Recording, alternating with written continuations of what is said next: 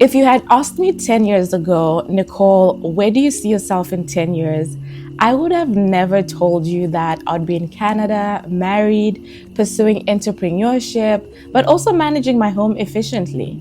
I'd have probably told you that I'd have a beautiful life, that's for sure, but the details were not clear or laid out.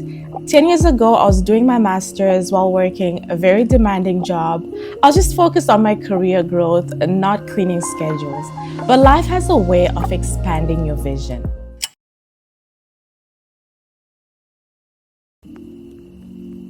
Today's my kitchen cleaning day, and I've mentioned it in this video. I don't clean my house every day, neither do I dedicate a specific day to reset or clean the entire house. I schedule specific areas to clean on different days so that I'm spending about 20 to 30 and most maybe 40 minutes a day cleaning on weekdays and not the entire day, and also so that I can enjoy my weekends. There's specific things that I do every night in the kitchen, usually after dinner. So doing the dishes, obviously, making sure the sink is empty, wiping the stove, the countertop, and if the floor is dirty, I'll clean that as well. Other than that, I do a kitchen deep clean once a week, which is what we're doing right now. When it comes to this cleaning thing, I think everyone should find a rhythm that works for them and stick to it. At the end of the day, no one's coming to grade your house on a cleanliness scale. Just don't be dirty, make your house livable, functional, and clean it at a cadence that works for you and your family. Let's go back to talking about me. Somebody did actually request I make a get to know me video, and so this is it. I was born and grew up in Zimbabwe. We always lived in Harare. For school, I attended 2 high schools actually. I did my Form 1 and part of Form 2 at Watershed in Marondera. So I got a taste of boarding school. I liked Watershed. I don't know what it's like now, but when I was there, this is probably, I don't know, maybe like 20 years or so ago, it was good. But my parents were not pleased with my academic performance. My grades were pretty bad. I think at the end of Form 1, I had a string of C's and D's and maybe like 1 B. Then at the end of the first term of Form 2, there wasn't a significant improvement. So that first holiday, my parents decided to bring me closer to home. And that's how I moved to Gateway and said goodbye to boarding school life. Gateway was Gateway, your typical Christian private school where they instill conservative values but also focus on academic achievements. So I stayed at Gateway till I wrote my IGCSE, then stayed on for an additional 2 years to do my AS and then my A levels.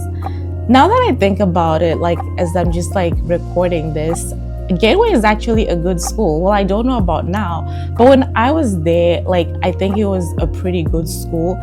And I do think that my time there, the teachings I got there, the experiences just helped me shape a large part of my core beliefs as an adult today.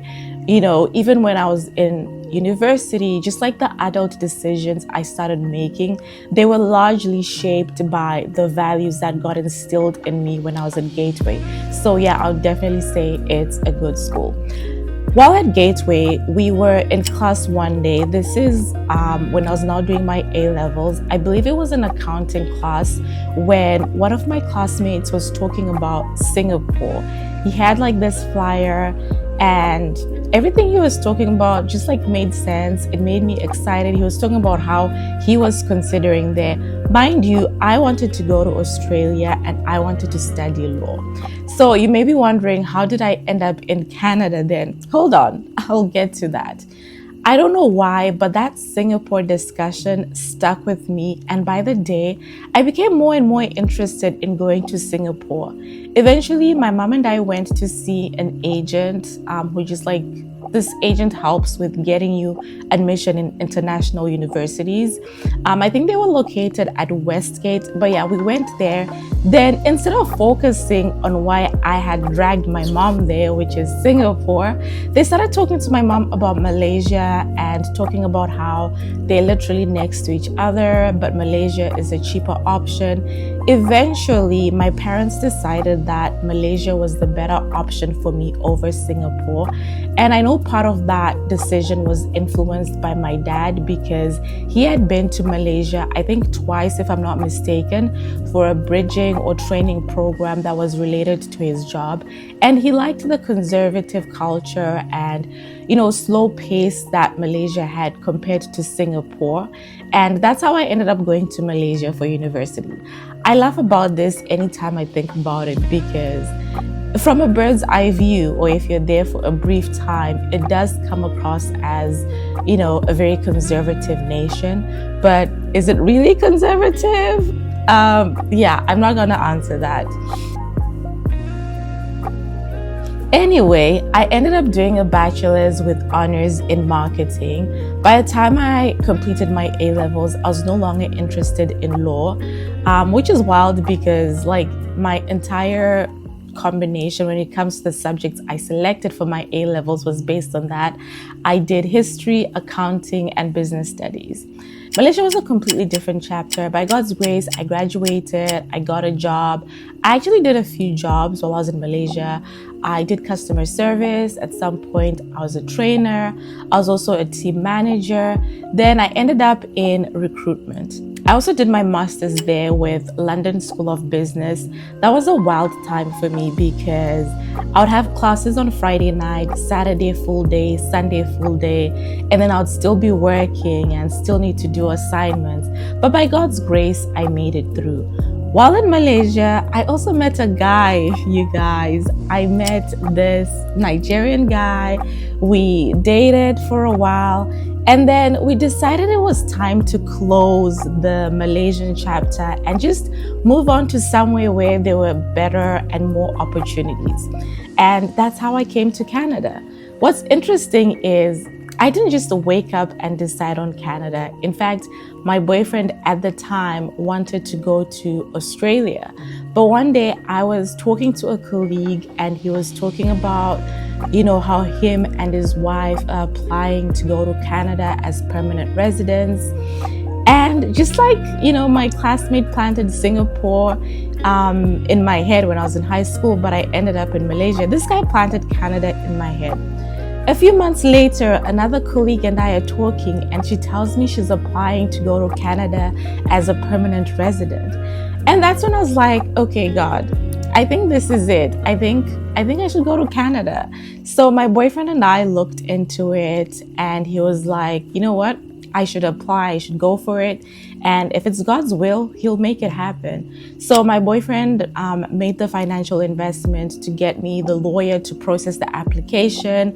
And he also sorted out the majority of the things that I needed to get my application through. And within 1 week of submitting my application, I got the invitation to apply for my Canadian PR. We were so shocked at how quick it was. But yeah, I ended up getting my PR that year. But I didn't want to leave my boyfriend, you guys.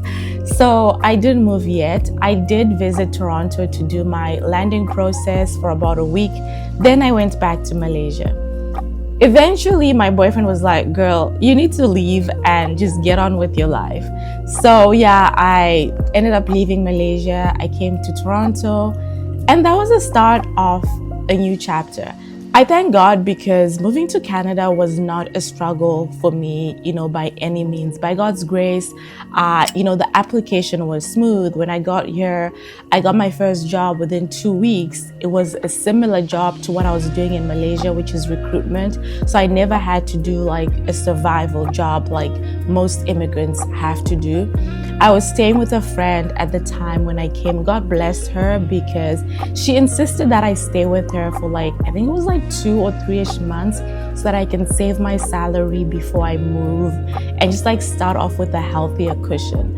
Eventually, I did get my own apartment. That season, I was just focused on work, on God, and just trying to be in my girl boss era. That's around the same time I also started my YouTube channel, and life was good. And then a new chapter was about to begin. Remember that guy I met in Malaysia? Yeah, he asked me to marry him. I believe that was sometime end of September or early October. And we ended up getting married beginning of the following year. What I do remember is I planned my wedding in a little under 3 months. So we got married in Harare, and then we put in his PR application, and then he came and joined me in Canada. By God's grace, he too got his first job easily. We lived downtown in Toronto. Actually, we lived midtown. It wasn't necessarily like downtown. It was more like midtown. We lived there for about a year. It was close to a year. Then we purchased our first Canadian home.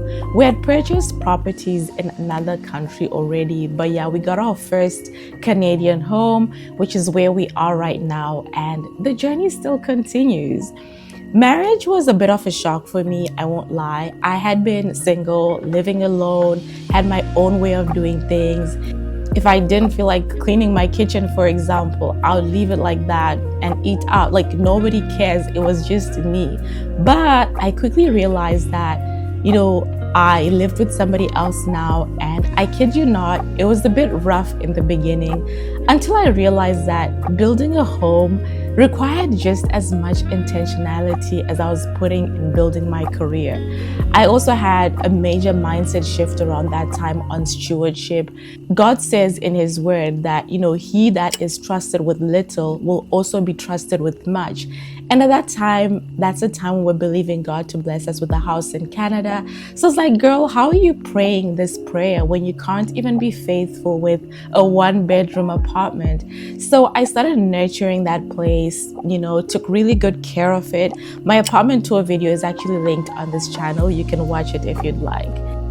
Not many people talk about how strategic you actually need to be as a homemaker, the systems, the planning.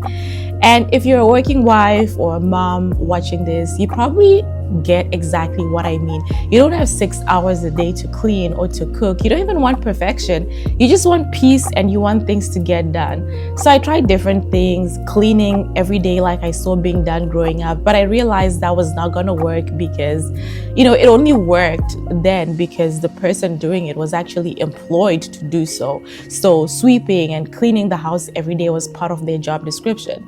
I also tried doing Sunday resets where I clean everything on a Sunday, but that burnt me out really quick.